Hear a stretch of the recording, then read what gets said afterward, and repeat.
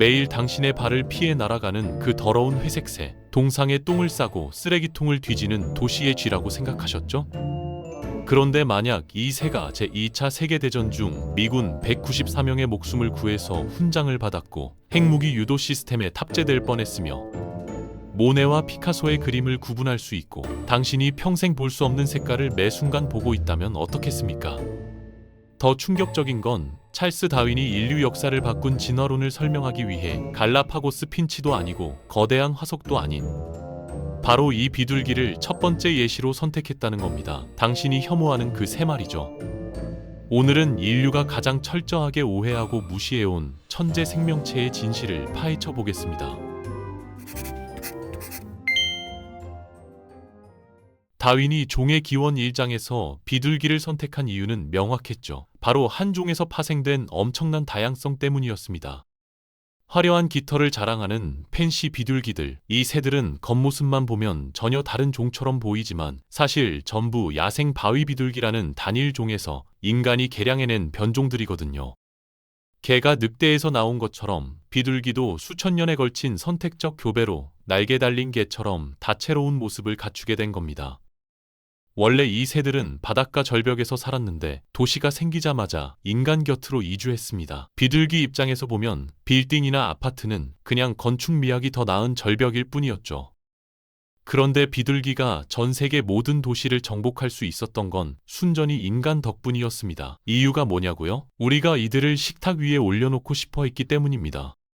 고대 이집트부터 로마 제국, 그리고 20세기 초반까지 비둘기의 주된 역할은 두 가지였거든요. 저녁 식사의 메인 요리가 되거나 부유층이 기괴한 모양으로 개량하는 애완동물이 되는 것. 시간이 흐르면서 일부 사육 비둘기들이 탈출해서 야생으로 돌아갔는데 이들은 숲이 아니라 도시를 선택했습니다. 그렇게 비둘기는 인간과 떼어낼 수 없는 관계가 됐죠. 그런데 언제부턴가 우리의 시선이 완전히 바뀌었습니다. 한때는 귀한 식재료였고 부의 상징이었던 이 새가 어느새 동상에 똥을 싸대는 골칫거리로 전락해버렸거든요. 지금 전 세계 주요 도시마다 비둘기 개체 수가 얼마나 되는지 아십니까? 런던에만 100만 마리가 넘고 뉴욕 맨해튼에는 사람보다 비둘기가 더 많을 정도입니다. 당신이 도심 한복판을 걸을 때 발에 채일 듯 말 듯 날아가는 그 회색 덩어리들. 이들이 이렇게 도시를 완전히 점령할 수 있었던 이유는 뭘까요?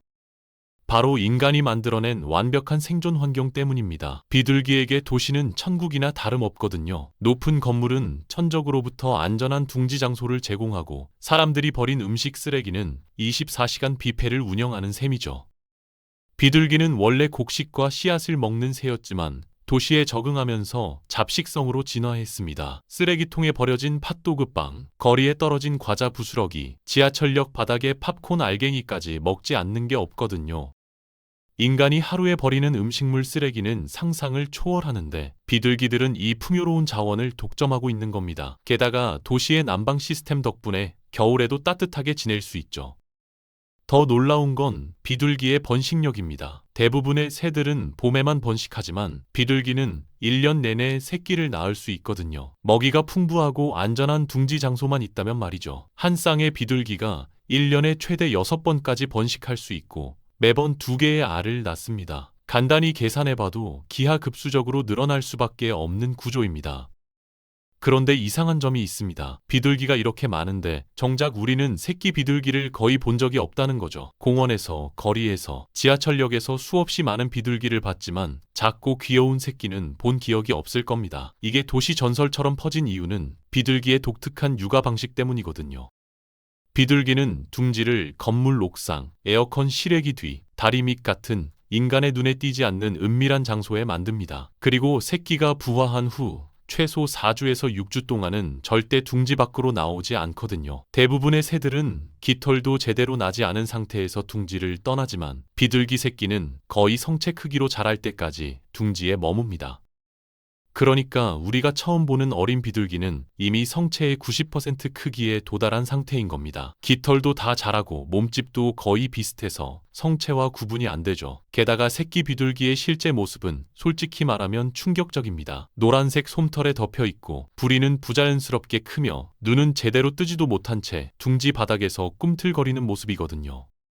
부모 비둘기는 피전 밀크라는 특별한 영양액을 목에서 분비해서 새끼에게 먹입니다. 이건 포유류의 젖과 비슷한 성분을 가진 고단백 물질인데 비둘기과 새들만이 생산할 수 있는 독특한 능력이죠. 새끼들은 이 영양액만으로 빠르게 성장해서 둥지를 떠날 때쯤이면 이미 어른처럼 보이는 겁니다.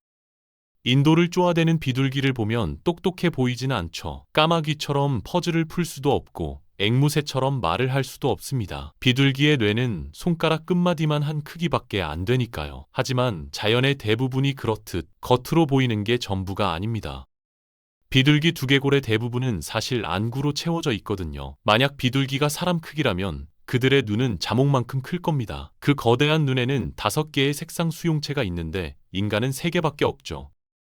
이게 무슨 의미냐면 비둘기는 우리가 상상조차 할 수 없는 색깔의 세계를 보고 있다는 겁니다. 자외선 영역까지 볼 수 있어서 우리 눈에는 똑같아 보이는 두 사물이 비둘기에게는 완전히 다른 색으로 보일 수 있거든요. 라이너스라는 이름의 비둘기는 거의 1000개에 가까운 이미지를 기억하도록 훈련받았습니다. 비둘기는 모네의 그림과 피카소의 그림을 구분할 수 있고 심지어 어린아이의 그림이 잘 그려졌는지 형편없는지도 판단할 수 있거든요. 철자가 맞게 쓰인 단어와 틀린 단어도 골라낼 수 있는데 이것도 모자라서 물체 그룹을 숫자 순서대로 정렬할 수도 있습니다. 우리가 똑똑하니까 쉬워 보이지만 실제로 비둘기는 원숭이만큼이나 숫자를 잘 다룹니다. 이 놀라운 시각 능력과 학습 능력 때문에 제2차 세계대전 중에는 비둘기가 무기가 될 뻔했거든요. 심리학자 스키너는 비둘기를 훈련시켜서 작은 화면에 나타난 이미지를 중앙에 유지하도록 쪼아대게 만들었습니다. 이 장치를 항법 시스템에 연결한 다음 폭탄 안에 집어넣었죠. 그가 만들려고 했던 건 카미카제 비둘기가 조종하는 유도 미사일이었습니다. 믿기 힘들겠지만 제너럴 밀스, 그러니까 시리얼 회사 725를 만드는 그 회사의 자금으로 여러 개의 성공적인 프로토타입까지 제작했거든요. 하지만 육군이 실전 배치를 승인하지 않아서 결국 무산됐죠. 비둘기의 항법 능력은 폭탄보다 훨씬 더 광범위하게 활용됐습니다. 도시에 사는 인간들처럼 비둘기도 출퇴근을 하거든요. 아침에 먹이를 찾으러 날아갔다가 밤에 집으로 돌아옵니다. 이들은 자기 집에 강력하게 애착을 느끼는데 이 본능이 너무 강해서 인류는 수세기 동안 비둘기를 메신저로 활용해왔죠. 스냅챗 대신 플랩챗이었던 셈입니다. 세계적인 통신사 로이터를 설립한 폴 로이터도 처음엔 비둘기로 뉴스를 전달했습니다. 제1차, 제2차 세계대전 중에는 쉐르암이나 지아이조 같은 이름을 가진 전서구들이 포화 속에서 메시지를 전달한 공로로 실제 훈장을 받았거든요. 쉐르아미는 총알에 맞아 한쪽 다리를 잃고 한쪽 눈이 멀었는데도 중요한 메시지를 전달해서 194명의 미군 병사를 구했습니다. 도대체 비둘기는 한 번도 가본 적 없는 장소에서 어떻게 집을 찾아올까요? 여러 실험을 통해 과학자들은 비둘기가 시각적 지도, 지구 자기장, 태양의 각도, 심지어 냄새까지 활용해서 길을 찾는다는 걸 밝혀냈습니다. 그런데 재미있는 건 과학자들이 이런 감각들을 하나씩 차단해도 일부 비둘기는 여전히 집을 찾아간다는 사실이죠. 비둘기의 부리에는 자철석 결정이 있어서 지구 자기장을 감지할 수 있고 뇌이에는 초저주파 소리를 감지하는 기관이 있습니다. 바다의 파도 소리나 산맥에서 부는 바람 소리 같은 지형적 특징을 음향으로 기억한다는 연구 결과도 있거든요. 우리가 아직 발견하지 못한 감각을 사용하고 있을 가능성도 충분합니다. 그런데 이렇게 놀라운 능력을 가진 비둘기가 현대 도시에서는 심각한 골칫거리가 되고 있습니다. 비둘기 배설물은 단순히 더러운 게 아니라 실제로 건물을 부식시키거든요. 비둘기 똥에 포함된 요산은 강한 산성 물질이라서 대리석, 석회암, 금속을 서서히 녹입니다. 역사적 건축물들이 비둘기 때문에 훼손되는 속도가 빨라지면서 유럽의 많은 도시들은 수억 원을 들여 복원 작업을 하고 있죠. 건강 문제도 무시할 수 없습니다. 비둘기는 최대 60종류의 질병을 옮길 수 있는데 그 중에는 조류 독감, 살모넬라균, 크립토코커스증 같은 위험한 병원균도 포함되어 있거든요. 특히 면역력이 약한 어린이나 노인, 환자들에게는 치명적일 수 있습니다. 비둘기 깃털과 배설물에서 나오는 미세한 분지는 호흡기 질환을 유발하기도 하죠. 그렇다면 우리는 비둘기 문제를 어떻게 해결해야 할까요? 일부 도시에서는 독극물이나 총기를 사용해서 비둘기 개체수를 줄이려고 시도했지만 이건 근본적인 해결책이 아닙니다. 비둘기를 제거하면 일시적으로 개체수가 줄어들지만 남은 비둘기들이 더 많이 번식해서 곧 원래 수준으로 돌아가거든요. 게다가 동물 학대 논란도 피할 수 없죠. 유럽의 여러 도시들이 채택한 가장 효과적인 방법은 피임 정책입니다. 비둘기 사료에 피임 성분을 섞어서 번식률을 낮추는 거죠. 바르셀로나는 이 방법으로 5년 만에 비둘기 개체수를 70% 가까이 줄이는 데 성공했습니다. 인도적이면서도 효과적인 방법이거든요. 또 다른 접근법은 비둘기집 프로젝트입니다. 네덜란드와 독일의 몇몇 도시는 공공 비둘기집을 만들어서 비둘기들이 특정 장소에 모여 살도록 유도합니다. 이 집에서는 정기적으로 알을 가짜 알로 바꿔치기해서 번식을 조절하고 배설물도 쉽게 관리할 수 있죠. 비둘기를 없애는 게 아니라 공존하는 방법을 찾는 겁니다. 가장 중요한 건 먹이 공급을 차단하는 겁니다. 비둘기에게 먹이를 주는 사람들은 선의로 하는 거겠지만 이게 사실은 비둘기 개체수 폭증의 가장 큰 원인이거든요. 싱가포르는 공공장소에서 비둘기에게 먹이를 주면 벌금을 부과하는데 이 정책 덕분에 비둘기 개체수를 안정적으로 관리하고 있습니다. 쓰레기 관리도 핵심입니다. 뚜껑이 있는 쓰레기통을 사용하고 음식물 쓰레기를 방치하지 않으면 비둘기가 먹을 게 없어지죠.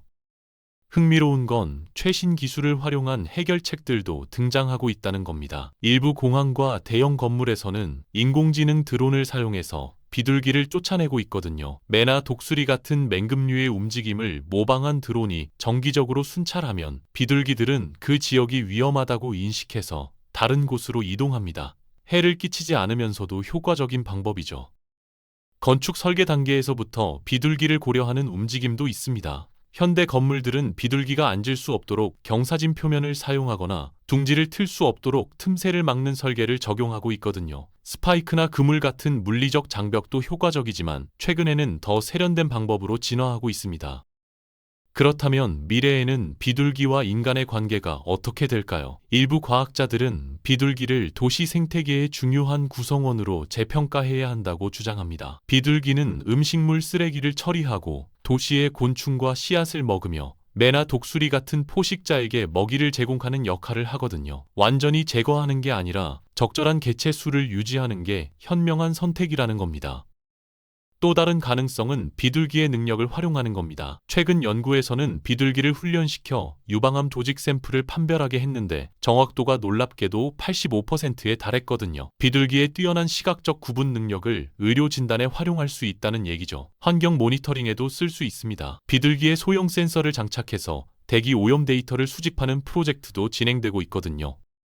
다윈은 전 세계를 항해하면서 진화론의 아이디어를 얻었지만 정작 그 이론을 증명하기 위해 선택한 건 누구나 쉽게 볼 수 있는 평범한 비둘기였습니다. 그는 알고 있었죠. 진화의 경이로움을 보기 위해 먼 이국으로 갈 필요가 없다는 걸. 지금 이 순간에도 당신의 발밑에서 빵 부스러기를 쪼고 있는 그 새가 수억 년의 진화가 만들어낸 완벽한 생존 기계라는 사실을 말입니다.